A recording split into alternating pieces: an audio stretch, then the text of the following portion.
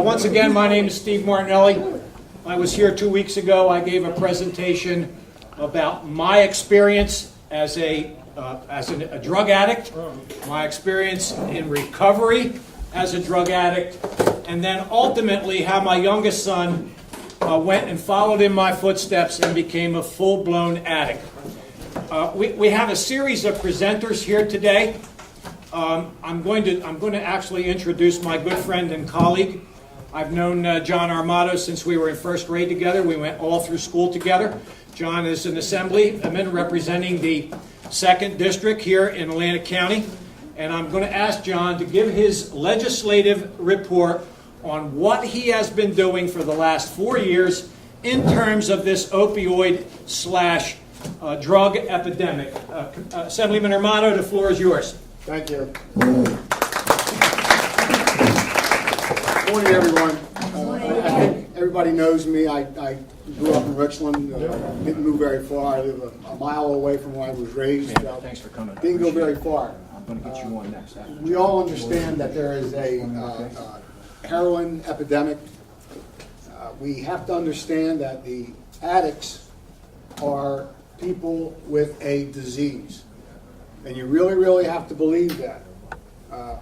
You don't think, if anyone asks you if it's a choice or not, if you're living under the boardwalk in January, going to trash cans to get your lunch and dinner, if anybody tells me that's a choice, I will have a serious conversation with them. So, if you think it's a choice or not, it really doesn't matter. People are still dying. If you think that it's a disease or not, it really doesn't matter because people are still dying.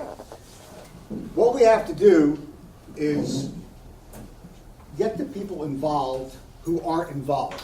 And I'm going to explain it as easily as I can. The number one reason that we do not smoke in a restaurant or in a building or in a courtroom or movies, an airplane, the number one reason is people who didn't smoke had enough. So if you try to translate that into the disease of addiction right now, the people who are not effective, these are the people that we have to get involved. We're on track this year to lose 3,000 people to overdose deaths in the state of New Jersey, up from last year. You'll understand what Narcan does. Narcan is a reversal drug. If you overdose on heroin, you get this little nasal spray, which is Narcan. Naloxone is the trade name for it. Squirt it, they'll bring them back. Heroin tends to sit on your brain receptors that tell you to breathe. So your heart's pumping, but you're just not breathing. This removes those receptors, and if you ever have the opportunity to see it, I guarantee you will never forget it. And the reason I say that is because when you see an individual who looks dead, and they are dead, come back to where they are full conscious, you will say that this is a miracle drug, and it really is. If you have any relations, any loved ones who has this disease of addiction, I would urge you to go to CVS or any other drugstore, pick up this Narcan. It could save this person's life. What we did in Trenton is we have laws now. We have a law that's in the Assembly, past the Assembly, into the Senate, which is going to operate, and it's going to tell you that your bottle of opiates, your bottle of painkillers is an opiate. A lot of people don't understand that Percocet, with all this, Oxycontin, that they're opiates. So this label will label to you. Which brings me to my last point. If you have your medicine at home, lock it up or hide it. People will come into your house and they will look for that. I don't want to upset you, and I really don't mean to do that, but your children, your children's children, your friends of your children's children, the plumber, the electrician, your friends of friends are going to go into your medicine cabinet, and they're very, very smart. They will not steal the bottle. What they will steal is 3 or 4 or 5 pills, because no one in this room can tell me how many pills are left in your prescription. Lock it up. And I urge you to do that. If you have Opiates, if you have any type of medication that's expired or you don't use it anymore, right here you have a drop box in the police station, the old police station. Put it in, no questions asked. There's one in Township Hall, one in the courtroom in Mays Landing. They're all over the place. Get rid of them. Get them out of your house. I'm an assemblyman in District 2. I work for you. I'm here to help you in the heroin epidemic, in any other thing that you need help. Ask me, and I will do my best to get you that help.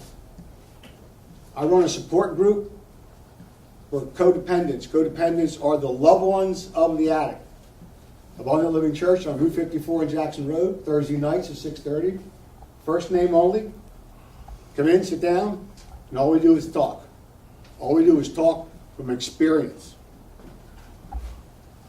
I know a gentleman who's 47 years old, has never bought a car in his life, has never had a house payment in his life, has never had an electric bill or a gas bill, because from the age of around 20, this individual had been struck with the disease of addiction.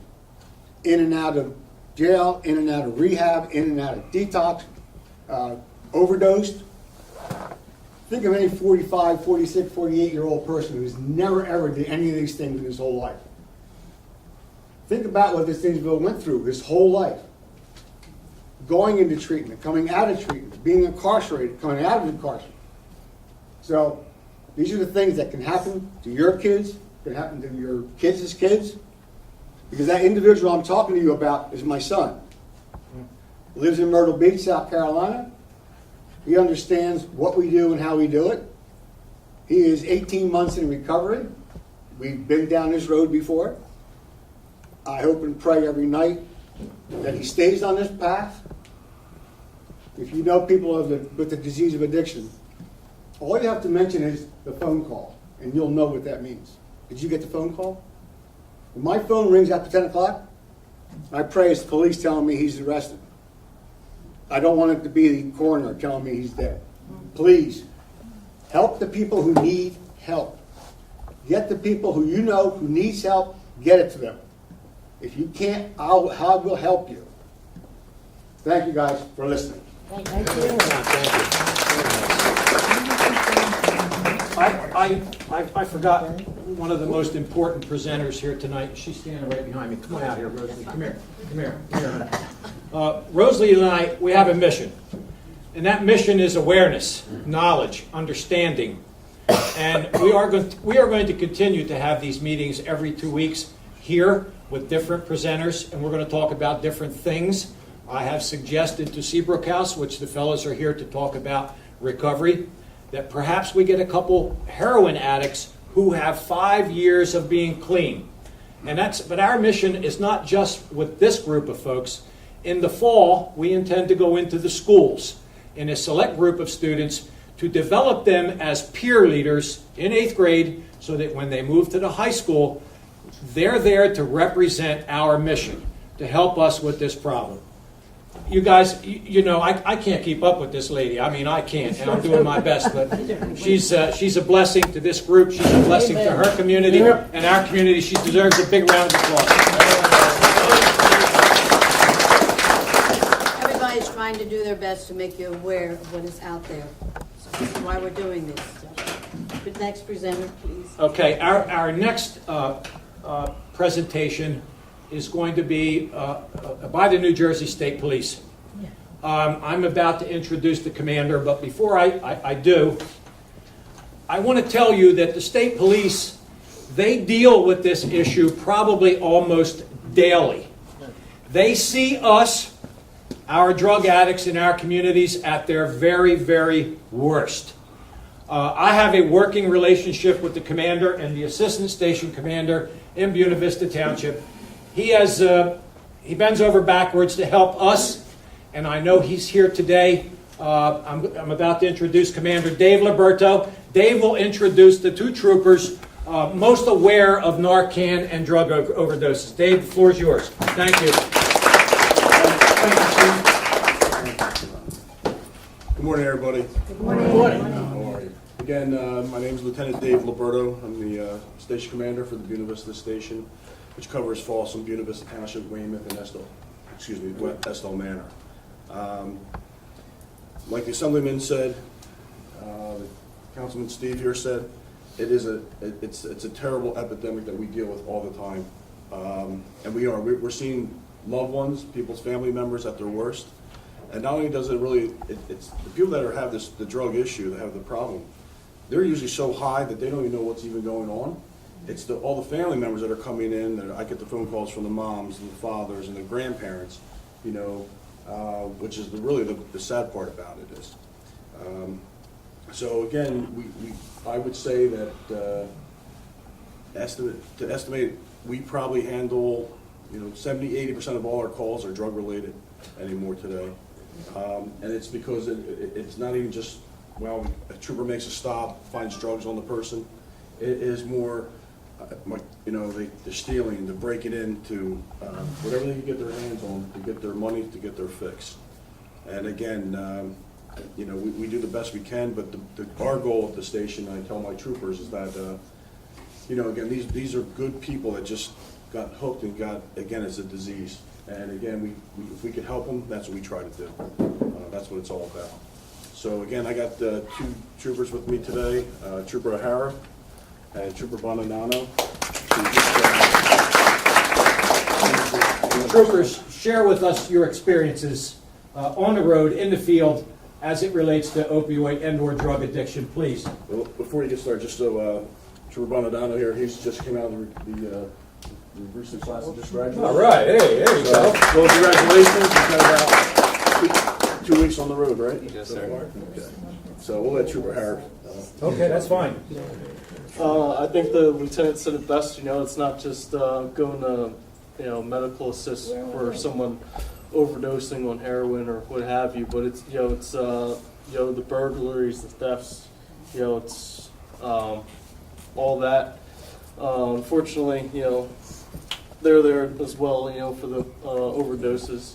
And like you said, Narcan, it's a great thing, help bring them back, and hopefully we can get help for them, the addicts.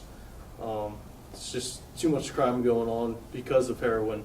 It doesn't affect them, it affects the people that have their houses broken into, and it affects their families and everybody. So it's not just that person, it's the entire community.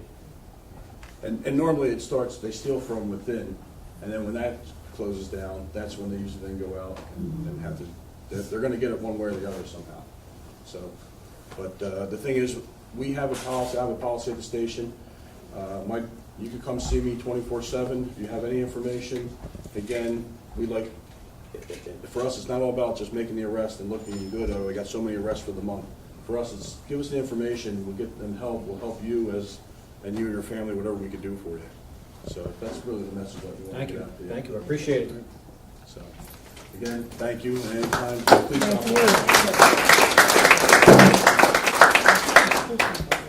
Fellas, thanks for coming. I just want to recognize a couple folks in the audience who are participants in the Municipal Drug Alliance. Mr. Taft is sitting there, his wife Mary, Reverend David Mallory, Quentin McClendon. Quentin is the manager of the King Center in Newtonville, all proactive within our group. This next fellow that I'm going to introduce, I not only consider him a friend, I consider him a savior. I told you folks 2 weeks ago that in 2012 I had a heart attack.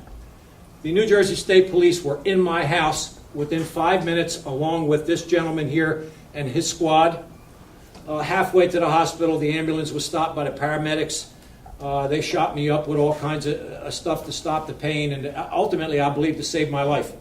So I can't take the state police for granted, and I certainly can't take EMS and/or firefighters. This is my friend, Soren. Come on up here. Yep. Soren Hoodman. Soren is the chief of EMS in Buena Vista Township. 2.5 months ago, I believe he saved my wife's life, along with the state police. Soren? Hi, I'm just here to talk about some of the issues that we have with opiates, the heroin overdoses. We've been seeing a lot more of them. than we've ever seen before. If you think because we live in a small town like Borough, Buena Vista, that this problem isn't here, it's definitely here. So we've been sometimes anywhere between 3 to 4 times a week. We could been up to, I think one time we were up to 7 times a week for overdoses. Most of the time it's usually the same people we dealt with before. We Narcan, they come back, they don't want to go to the hospital, even though we suggest and we urge them, we beg them to go to the hospital, at least to see get some treatment. They refuse, and the next day we're back there again. And the same thing happens again, and they refuse. So we urge any family members, if you have anybody in your family that has a problem, if this happens to them, that they need to go to the hospital, they need to get help. Because the next time we go there, which has happened to us quite a few times, it's too late. We can't do anything. So I just want everybody to know that one thing was brought up about the medications, not only heroin, but Percocets and OxyContin would do the same thing to you, which Narcan will work for them, but sometimes if you take too much medication, it's too late. So there's a couple things I'm going to leave here today. It's a medical or medicine disposal bag. If you have medication that you're not using, and if you cannot get to the drop-off center, drop them off, you can put them in here with some water, it will dissolve them. Medication's no good anymore, and you can throw this in the trash. So I just want to let you guys know that I have a couple up here. I don't know if you want to put them out anywhere. We can get these anytime you need them, so let us know. There's also information on them. You can go on the website Atlanta County has, and they'll give you some information on some back history of the medications and what they could do to you. So, all right, thanks for talking to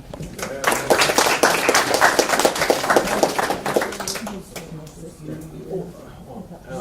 Someone I neglected to introduce, he's my good friend, he's my running mate, he's Committeeman John Williams. He's also part of this group. John, I apologize, I'm sorry. If you recall, last week, to piggyback Assemblyman Armato's presentation, I told you, or I asked you to consult with your doctors and or your doctor's assistants about the medication that they prescribe for you. Everybody has to endure pain at some point, and everybody has to take a painkiller at some point in their life. But understand that a drug is a drug, and a drug is anything that alters your mind or mood. Those are the drugs that are the Percocets and the Ativan and some of the other ones that are out there. If you have those kind of drugs and you are taking them, when you're done taking them, take advantage of those bags or a pill drop box and get rid of them. Last week I told you that the people that saved my life back in 1986 was Seabrook House. I was a patient there for 33 days. Despite my best efforts, my youngest son followed in my footsteps. He ended up in Seabrook House 5 years ago. He's been sober and clean ever since. And he works the program because the program works. So, our last group of presenters represent Seabrook House. Sean and Amir. Where'd you guys go? Right here. All right. These folks here, we're 20 minutes into our hour. These folks here are going to make a brief presentation about recovery, the recovery process, addiction, et cetera, and then they'll open up the floor for questions from you folks. Now, Alcoholics Anonymous and Narcotics Anonymous is an organization of autonomy or anonymity. That means that if you have questions and you don't want to be on film, all you have to do is raise your hand, say, I would prefer not to be on film. Jack will turn the camera off and you can address your questions to either Sean or Amir. Thank you. The floor is yours, guys. Hello, everyone. Thank you for having us here today. My name is Sean Collins. I'm an addiction recovery specialist with Seabrook. I'm here with my colleague Amir Husseini. And I was asked to speak today a little bit about Seabrook and all the programs and services that Seabrook offers, as well as talking a little bit about screening and brief interventions. Amir's going to talk a little bit about living in recovery. And Steve, thank you for having us, Assemblyman John Armato. Many of you know Seabrook as Seabrook House. But one thing I want to make clear real quick is that a few months ago we went through a rebranding process, and Seabrook dropped the house, so now they're known as Seabrook, the Heart of Recovery. One of the reasons for that is that we were getting many calls from patients and families thinking that Seabrook is just the house, but we're really so much more than just the house. We currently have 5 locations throughout New Jersey. We have Bridgeton as our main campus and Northfield, our 2 closest locations to here. We also have Cherry Hill, Shrewsbury, and Morristown. And Seabrook is a true nonprofit organization. We're a 501c3. It was founded 44 years ago last month. Jerry and Peg Deal founded Seabrook, and today their son, Ed Deal, is the president of Seabrook. We're also members of NATAP, and we're CARF accredited. So briefly talking about the programs of service at Seabrook. So we offer withdrawal management, also known as detox. We offer short-term residential, long-term residential. We also offer partial care, intensive outpatient, traditional outpatient, a family matrix program, as well as family and parent support groups. And I'm going to touch on each one of those in a moment.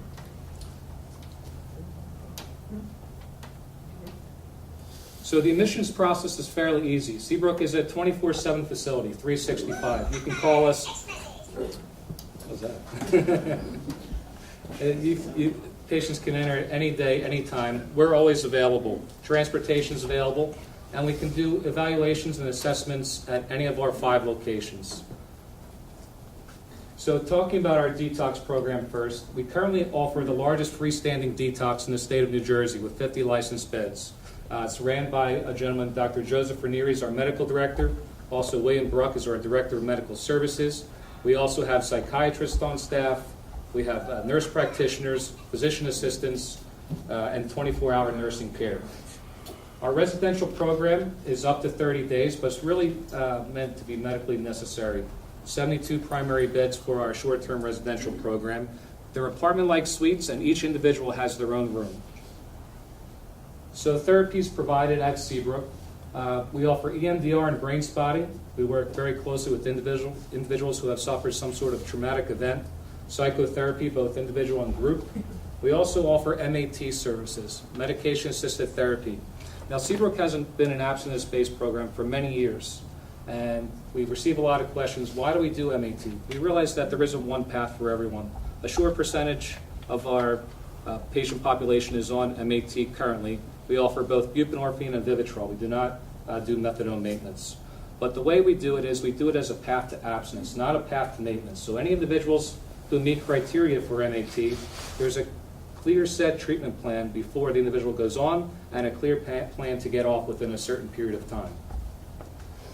Additional therapies and wellness activities at Seabrook, so we offer acupuncture, acudetox, biomeds, yoga, drumming, Reiki, sleep hygiene, stress management, and the list goes on. We offer a program for individuals called our long-term residential program. This is a minimum of 90 days, and it goes up to 12 months. We have individuals there up to 12 months. So any individuals who need a longer-term, more structured clinical approach would be great for our long-term care. We know that 30-day programs are not enough for everyone. You know, it takes a minimum of 90 days for the brain to start healing itself. So we really promote our long-term care program. I have information about that up on our resource here table. It talks a little bit about our long-term care program as well. One thing that's near and dear to Seabrook is our family programs. So at our main campus in Bridgeton, we offer our Family Matrix program. This is a 3-day clinically supervised program for patients and families to attend. You don't have to have a loved one at Seabrook to come into our family programs. It's usually over the course of a Friday, Saturday, Sunday. It's led by a family and marriage therapist.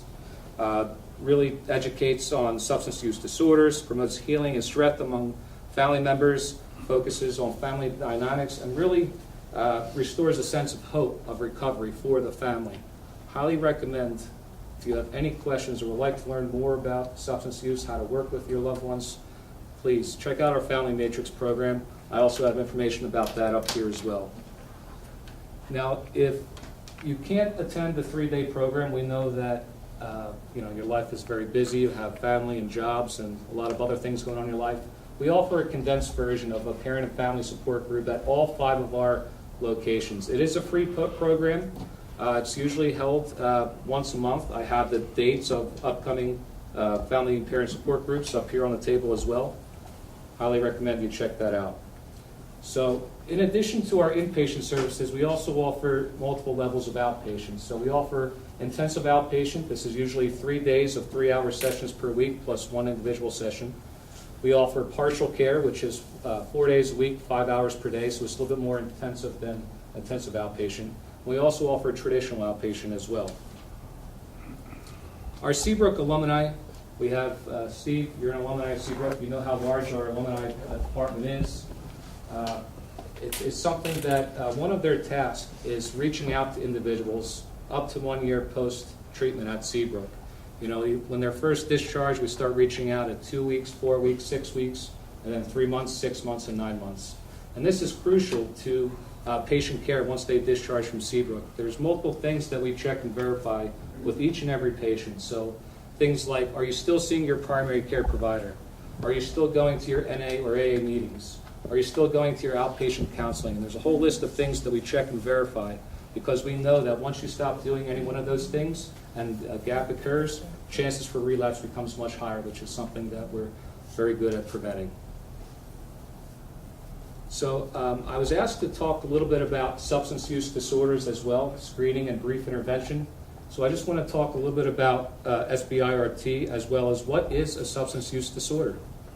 So according to the SAMHSA website, substance use disorders occur when the recurrent use of alcohol and drugs causes clinically and functionally significant impairment, such as health problems, disability, and failure to meet major responsibilities at work, school, or home. According to the DSM-5, a diagnosis of substance use disorder is based on evidence of impaired control, social impairment, risky use, and pharmacological criteria. So traditional intervention in the past, before this new DSM-5 criteria was created, if you picture a scale, so on one side of the scale you have abstinence, on the other side you have dependent. You have prevention strategies that were targeted towards the abstinence population, and then you had specific treatments for the people who are dependent, and really left a big gap in the middle. So what this new criteria created is strategies to target the users and abusers in the middle. It's the largest population. It also has the highest conversion rate to seek treatment at that time as well. So there are 11 symptoms according to SAMHSA and the DSM-5 criteria that I'd like to just briefly read off to you. And severity is determined by how many of these symptoms are present. So for example, I'm going to read through the 11 symptoms. 1, taking the substance in larger amount or for longer than you meant to. Wanting to cut down or stop using the substance but not managing to. Spending a lot of time getting, using, or recovering from the use of the substance. Cravings and urges to use the substance. Not managing to do what you should at work, home, or school because of your substance use. Continuing to use even when it causes problems in relationships. Giving up important social, occupational, or recreational activities because of your substance use. Using substances again and again even when it puts you in danger. Continuing use even when you know you have a physical or psychological problem that could have been caused or made worse by the substance. Needing more of the substance to get the effect you want, and development of withdrawal symptoms which can be relieved by taking more of the substance. So if you answered yes to 2 or 3 of those symptoms, you're considered mild. If you answered 4 or 5 questions as a yes, you're considered moderate. 6 or more, you're considered severe. So I'd like to talk a little bit about SBIRT, also known as SBIRT. What is it? Screening, brief intervention, referral to treatment. So it's an evidence-based practice for identifying individuals at risk for substance use disorders. And I had a PowerPoint presentation today. It's not compatible with your TV, but I'm going to hold up my screen here. There are multiple screening tools that are available, such as the modified CAGE, the NIDA, the opioid risk tool, audit, MAST, and VAST-10, that can be used to really engage with individuals who you think might have a substance use disorder. And the one I have in my hand, I have a copy of the modified CAGE. It's a 4-question questionnaire. Each question begins with within the past year. So I'll read off a couple of those so you get an idea of what's on the screening tool. Within the past year, have you felt that your alcohol or drug use, prescription or illegal, is out of control and that you should stop or cut down? Within the past year, have you felt annoyed by a family or friends criticizing your alcohol or drug use or prescription or illegal? Within the past year, have you felt guilty that your alcohol or drug use, prescription or illegal, has gotten away from everyday responsibilities such as employment, family needs, or relationships? Within the past year, have you consumed alcohol or drugs in the morning as an eye-opener, to steady your nerves, to get rid of a hangover, or relieve your withdrawal symptoms. Now, out of those 4 questions, if an individual answers yes to 2 or more of those questions, that's considered clinically significant. This is a great tool for engaging individuals who you think might have a substance use disorder. It really starts to get them thinking, gets the wheels spinning, and really plants the seed, if nothing else. So we can learn from common healthcare practices. You know, when you go to your doctor, they screen for things like cancer, diabetes, hypertension. Healthcare systems provide preventative services prior to the onset of acute symptoms. Interventions in healthcare can delay or preclude development of those chronic conditions. So why is SBIRD important? Unhealthy, unsafe alcohol or drug use are the major preventable public health problems, resulting in over 100,000 deaths per year. Annually, over $600 billion are spent on alcohol and drug use. Unhealthy alcohol and drug use have far-reaching implications for persons, families, workplace, and communities and health systems. So I listed here a few alternatives to control drugs, or I'm just at my screen. So withdrawal management and detox for a safe detoxification. Psychoactive medications are aimed at reestablishing normal brain functioning with patients with co-occurring mental health disorders, and other medications are aimed at decrease cravings and prevent relapse. For opioids and alcohol, medications such as naltrexone, methadone, and buprenorphine can be used for harm reduction. So I think it's also important, I have a graph here, what constitutes a drink? Because not many people know what constitutes a drink. So just to give you an idea, one regular beer, 5% alcohol, 12-ounce can of beer, is equivalent to 8 to 9 fluid ounces of a malt liquor beverage, which is also equivalent to 5 ounces of a glass of table wine, which is equivalent to 1.5 ounces of hard liquor spirits. So when you talk about at-risk alcohol use, for males it's about 4 more drinks per occasion. For females it's about 3 or more drinks per occasion. Now over the course of the week, for males it's about 14 or more drinks. For females it's 7 or more drinks. I'd like to conclude with one other useful tool for you in confronting individuals for motivational interviewing, because it works. You know, ask the individual SBIRD-identified patients open-ended questions. Listen reflectively to the patient's responses. Affirm and empower the patient. Avoid directly confronting the patient. Summarize the discussion and points, and elicit self-motivational statements from the patient. So that's all I have as far as screening and Yes, intervention in Seabrook. Amir, would you like to talk about living in recovery? Sure, thank you. Very good. Hello, everyone. My name is Amir Hosseini. I am the Regional Outreach Director for Seabrook.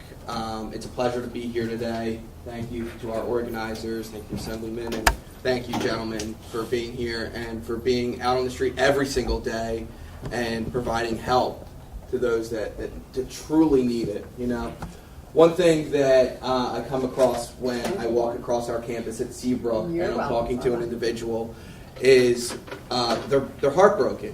They're in treatment. How did I get here? They keep saying. Why am I here? I'm not a bad person. That's what I hear most commonly. I'm not a bad person. This isn't who my mom raised me to be. This isn't what I wanted for myself. You know, these aren't bad people trying to be good. They're sick people trying to get well. And you know, going to support groups are so important for families because we need to know where enabling begins. You know, where helping ends and enabling begins. We need to know how to engage an individual and to get them ready to go to treatment. Ultimately, it's their decision. But if they're living in our basement, you know, eating our food, they have electricity, running water, you know, they're going to die down there just like they would die out on the street. And that's a sad reality. So we have to do our part. You know, everyone's sitting here today and you're thinking of somebody that you know that is not well or wasn't well at some point. And what could I have done more? You're doing everything you can right here, right now in this room. If you know somebody who's not well and that needs help, all you have to do is tell them to call. call their doctor, call the hospital, call Seabrook, call somebody, and get them the help that they need. You know, a couple years ago, the distribution of naloxone was criticized. What is this? Is it enabling? How does this work? And today it is saving thousands of lives every single year. In 2016 to 2017, in New Jersey, there has been an overdose death spike of 34%. And that's going to increase once 2018 numbers come out. It is not getting easier out there. But we are trying to do our part as a community. And the only way that we can do that is by coming together and having a conversation, by making naloxone available, educating individuals that are coming into treatment on the fact of the 911 Good Samaritan law. If somebody is sick and you're using with them, call 911. This is a life or death situation. Don't leave them. This is someone's kid.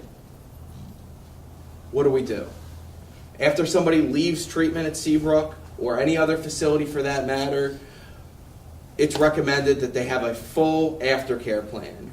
That's consistent of having a primary care doctor, like Sean had mentioned, continued therapy, IOP, going to see a therapist. But it's so important for the families as well to continue on their treatment plan.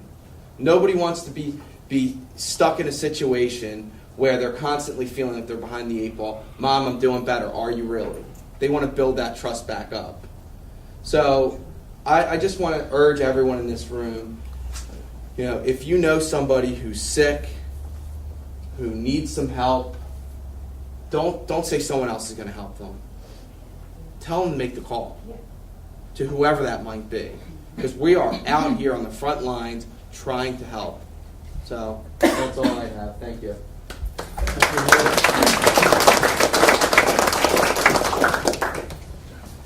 You know, the 11 bullet points that Sean read off just a few minutes ago, I had them all, times 5. All of them.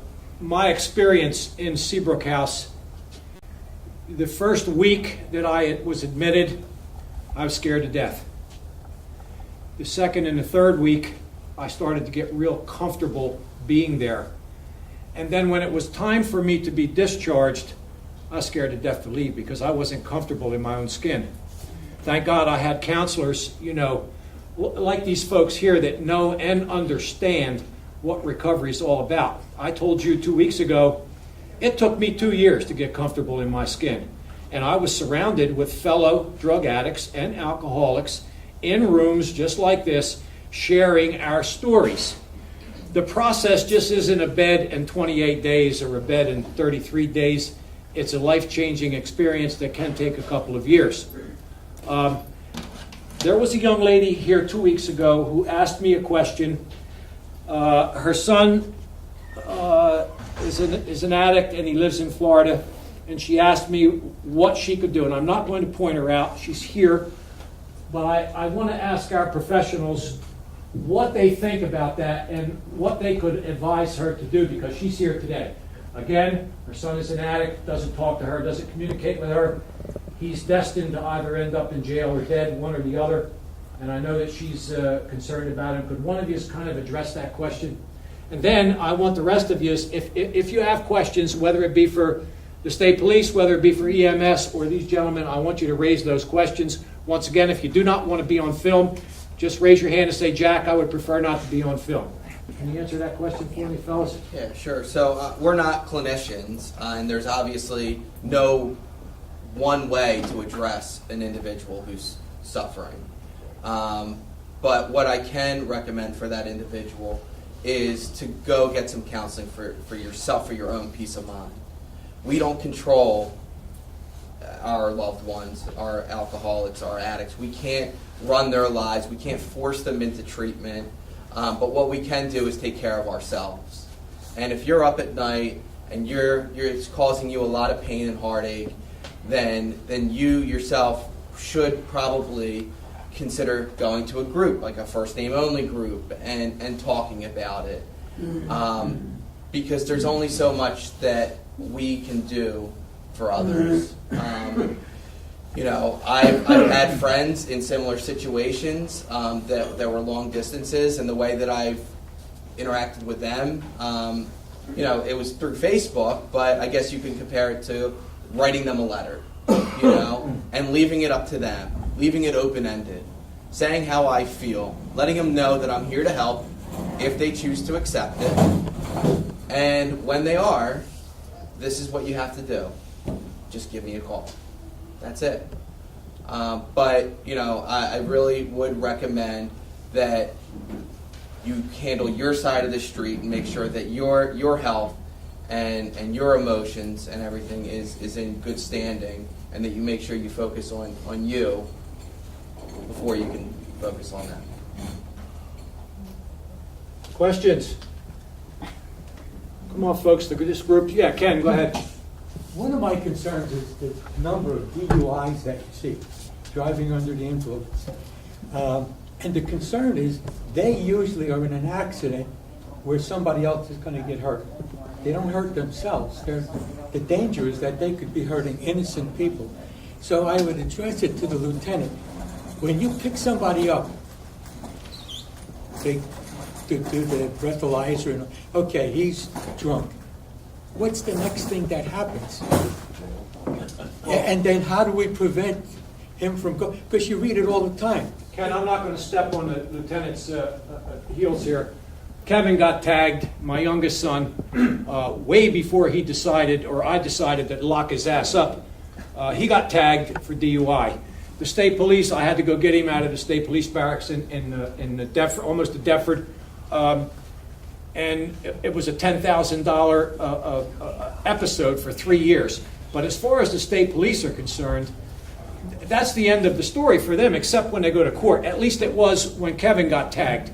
Now, I wasn't smart enough at that time to figure out that he really had more than an alcohol problem, that he had a drug problem.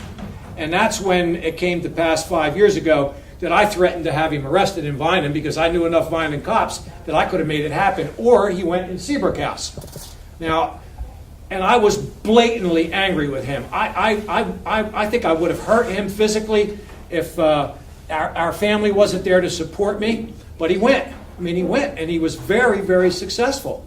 But go ahead, Lieutenant. You can answer Ken's question. And I recognize that your hands are probably tied due to laws. You can't make somebody go for treatment. Or am I incorrect? No. It just appears that there's no way to make them go for treatment. No. Well, you're asking. Well, you threw a lot of questions out. So first of all troopers, law enforcement officers, Congratulations. at any accident scene or any car stop, if we determine that there's probable cause that we think someone's under the influence, whether it's alcohol or narcotics, then the person will be, obviously placed under arrest. Then, so if there is no accident, then they're just charged for driving while under the influence. And then again, if you'll have your license suspended, then the courts take over. Okay. So it doesn't really matter whether they're in an accident or not. The bottom line is if they're charged and then have so many charges and they're found guilty in a court of law, then their license is suspended or revoked. So, we can what if things all day. Every scenario is different, if that helps. But like I said, everyone, like we get to any scene, we could tell if someone's under the influence, and then we take the appropriate actions for that.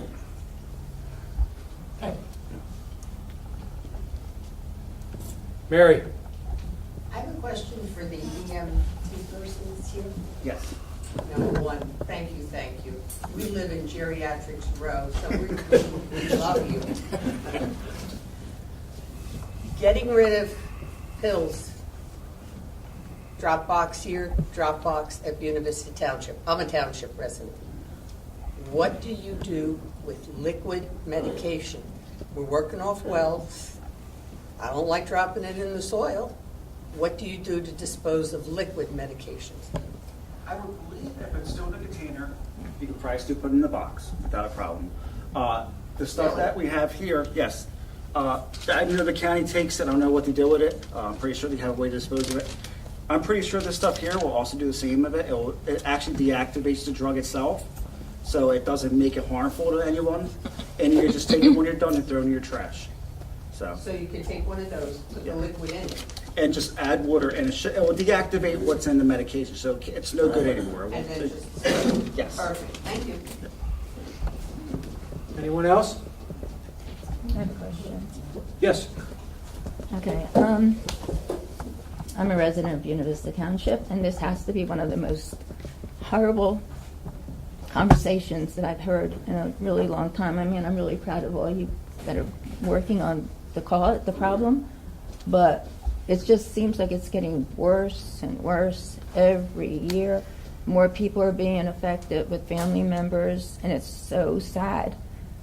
And I just think we have to think about how do we really educate the young people and get this message to those families, to those people. You know, this is a great representation of what needs to be done, but it's just not enough to the right people. And I'm in your group, so. But I would like to see this same program, maybe shortened a little bit, you know, a little modified, be presented in every school district's back to school teachers meeting, where you're really presenting it to people that are working with teachers and children, students, because it's in the schools, it's not just in our families. I mean, that's all together. Our families are part of the schools, but the message has to get to the people to make a wake-up call that this is a real problem, and it needs to be put in the hands of educators. They're educating our children, and they are having a big effect, and they're seeing, I'm sure, kids coming to school like on drugs. But I just think it's an innocent program that needs to be carried to people that are affecting our children. Some of those teachers probably are on drugs. I don't know. You know, we all know that that's gone rampant. And it's sad. And maybe if they were a little bit more waking up, because they know there's a lot of effort being put into helping and saving these young people that are so affected, then maybe somehow they're going to be able to come up with a plan too that's going to be a little bit more effective in the school district. Let me answer your question as best I can. The new school superintendent for Buena, Dave Capuccio, was invited here to this meeting not as a presenter, but to see and listen to our presentation so that we might modify it or gear it to 8th graders. You know, we have to be very careful with 8th graders. Number one, to participate in a group like this, we have to have their parents' permission. But it is Rosalie's mission and my mission to educate these 8th graders time and time again throughout the school year, as many as we can, so that we can send them into the high school as peer leaders to kind of help us with this mission. Now, when I do this in October, I'm going to be monitored by the principal, and by the way, the principal and vice principal at middle school were invited too. I'm going to be moderated by these folks and the educators so that I don't go out of bounds with my language or my presentation, and it has to be geared to 8th graders. So we're moving in that direction. I believe Assemblyman Armato, when he was a committeeman in Buena Vista Township, I believe he was making presentations to high schoolers. John, you want to comment on that, please? It started in high school. We would do Buena Regional School System has a great policy when it comes to parents. Parents have to go to a 2-hour seminar on alcohol and drug abuse, which is mandatory. And the way our school system mandates that is they hold a prom ticket. Parents do not go for this class 2 hours in the morning or 2 hours at night. Their children do not go to the prom. One of the only efforts I've seen in the county that does that actually physically forces parents to do that. But I think that Steve's right. We have to go a little bit younger. I think high school kids are probably already set for life. We have to go younger, but there's a fine dance you do between education and just flat out scaring them. You got to be able to do both, and I think we can accomplish that. I think the Municipal Drug Alliance, and we have, I think, can accomplish that. We have to go younger. Obviously, we can't arrest our way out of this, because that's not gonna happen. We tried to do that with crack cocaine, that didn't work. We tried to do it with this, that doesn't work. So education is the key, like everything else. Education is the key to life. Listen, being you're a resident of Buena Vista Township, I would invite you to join the Municipal Drug Alliance and be more than happy to see to it that you get an invitation to our next meeting. As part of our presentation to the 8th graders, we'd like to involve EMS. We would like to involve at least one state trooper, because we've got to get it out of our kids' heads that police, law enforcement are the enemy. They're not the enemy. As a matter of fact, they're geared today more to help us than to be the enemy. So, and of course, I want to enlist services like these guys to come into the school and talk at a level where an 8th grader, where we can relate to them.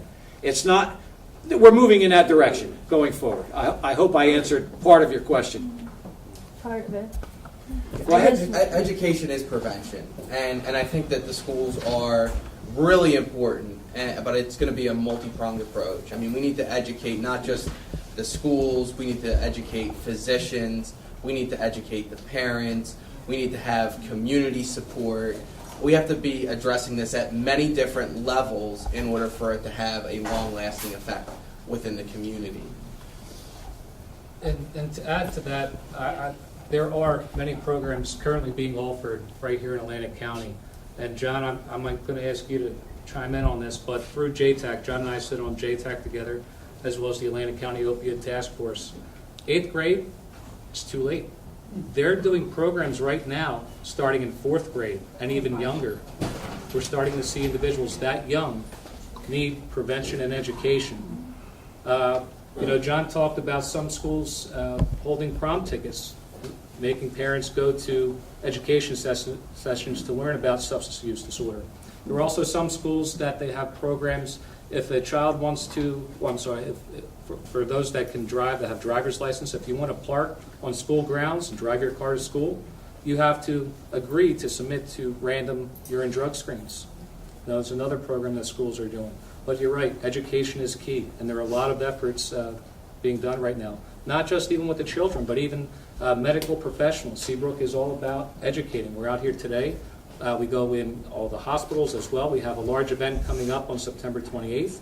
That one's targeted towards nurses and clinicians, case managers, social workers, to educate about substance abuse, alternatives to opioids and pain management, all of those things, co-occurring disorders.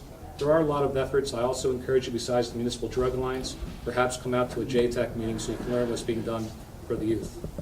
I just find it really hard to believe that we live in a society today where we're in this position. I mean, I've been recently told to get a gun and get a big dog. You want to protect your home because your neighbors are possibly on drugs, probably, and because of this epidemic we have today. And I think that's a really rotten thing that I have to, no disrespect to the person that told it to me, who was a retired officer, but I had to hear those words, just like you had to live through what you had to live through, and you're dealing with what you're dealing with, and you guys are dealing with what you're dealing with, and it's so sad that we, in our little community, I mean, I just woke up to this like a year ago. I used to live in this very sweet, naive world of innocence. But it's so sad that our country, not just Buena Vista Township or this local area, is facing this kind of a crisis that we have to live with and almost accept it. Almost accept it, because I don't know, when you guys go on your MET meet, where's that my MET guy? Is it ETM? What is it called? EMT or EMS. I just went to a meeting this past week they had a workshop in Dorothy, and I went to it for the 2.5-hour presentation, which was awesome. But what happens when you've picked up a guy 3 times or 2 times that's been overdosed, or 1 time? Like, what happens to him? I don't mean to get excited about this. No matter how much we try to talk to him or try to get him help, which when we do talk to him, it's the biggest thing is we talk to the hospital, says, it's been 3 times we have taken this person in. Yeah. I said they need help. You can't just keep releasing him on the street because he doesn't want to get help. Try to find a way to talk to him and get help. But a lot of times their mindset is that they don't want any help. They think they're fine, nothing's wrong in their life. But the backstory is they don't have anybody in their family that's pushing them. But the other thing is, not to interrupt you, but if he was the alcohol guy, you know, over drinking too much, what's he called? An alcoholic. Alcohol. DUI guy. Okay, but if he was caught, he'd have like to go to have his license taken away. There's a whole series of $10,000 or whatever. But the guy that overdoses, that is a threat to my community, he just goes home. What's going on there? Like, why is he not responsible? They still get the same thing. They still get their fines. They still have to get They their can whole still be thing. charged for being under the influence. It's the same with the alcoholic. He's still going to go home, but he's going to still drink if he doesn't get help. But the guy So that he's gets not the getting help. DUI, and I think, to me personally, the person that's overdosed more than 2 times, maybe on the 3rd time, I don't know because I'm not familiar, he should have the same, I guess, consequences that the DUI guy gets, because maybe that would be more powerful and meaningful to him, that there is a consequence, not... Let me interrupt for just a second. And I might not know. Assemblyman Armato, are we not working in Trenton to change that law where the guy that gets revolved with, gets sent to jail? Aren't we working on that? It's very difficult. I'm going to tell you, the reason it's very difficult, because what you're trying to do is involuntary commitment. In other words, you want to commit the person involuntarily. He's not volunteering to do it. When you bring somebody back from Narcan and they are clear-headed enough to sign off on the going to the ambulance or going to the hospital, there's nothing that you can do yet. We live in a country where the Constitution says that we have certain rights. That is one of the rights. But we are trying to do it a different way. If you slit your wrist, that's a 72-hour hold. You're trying to harm yourself. You're trying to incorporate that into Narcan revivals. If you get Narcan revived day after day after day after day, obviously you are a risk to yourself. Trying to work it that way. But to involuntarily commit somebody is extremely difficult. And to add to that too, so Chief, when you arrive on the scene, you give Narcan, you take the individual to the hospital, they go get stabilized at the hospital. Before a few years ago, all medical personnel would do is hand them a piece of paper, would have a list of phone numbers on it, and they would send the patient on their way. And you know what the patient would do? As they're walking out the door, they take that piece of paper, throw it right in the trash can, they go right back out using it. So now what the state has incorporated is peer recovery specialists. There are grants through all 21 counties. There are peer recovery specialists to meet with every single individual who is reversed by Narcan. And they try to make sure that they have the appropriate treatment set up by the time they walk out the door. Does it work for every individual? No. Unfortunately, like John said, it's a voluntary process. Treatment facilities like Seabrook is voluntary. They're there because they want to be there. They want to get the help. They need the help. And we realize that there's such a short window. When a patient finally agrees, yes, I have a problem, yes, I want help, you got to act very fast and efficient. That's something that Seabrook is very good at doing. But unfortunately, you do have those individuals that just need a little bit more time. They're not quite motivated yet. And it really takes a team effort. So beyond the medical personnel, beyond law enforcement, it really takes family. You really got to get everyone involved, get everyone engaged. That'll really help the process. You said something about neighbors being threatening to you or selling drugs or having I drugs. didn't say that they were threatening or selling, threatening me. They're not threatening me. Perhaps I'm some of saying you it's in have the experienced area. the same thing. When you suspect something like that, if you're Buena Borough, call the folks over here, the police. If you're Buena Vista Township, call the commander. I call the commander sometimes 2-3 times a week because I have a question about something, and I always get a response. Now listen, I promised 1 hour. Can I just add one more thing? Yes, go ahead. So one other thing that you're going to be hearing about in the next couple of weeks is Atlantic County is about to launch a Hope One van. There are 11 partners with that, Seabrook being one of them. It's a van that's going to travel out all throughout Atlantic County. It's going to involve law enforcement. It's going to involve treatment, medical, and the whole continuum. It's going to come to your town. I don't know how the dates, the sheriff has said he's going to list it on his website, but I strongly encourage, come out to the van, check out the van. There are going to be tons of resources on there. There are a lot of resources right here in Atlantic County, so please, you can always reach out. Thank you. Listen, I promised an hour. That's our presentation. I hope it was helpful. I hope it was meaningful. We will be back here in 2 weeks. I will bring different speakers, different recovery information. I'd like to get Assemblyman Armato and Sean back representing JTAC. And maybe we could even get a couple heroin addicts that are in recovery for 5 years to tell their story. Some of the stories, they're very, very sad. A drug addict leaves in a wake of destruction, and I was one of them. I was one of them, and I'm not proud of that.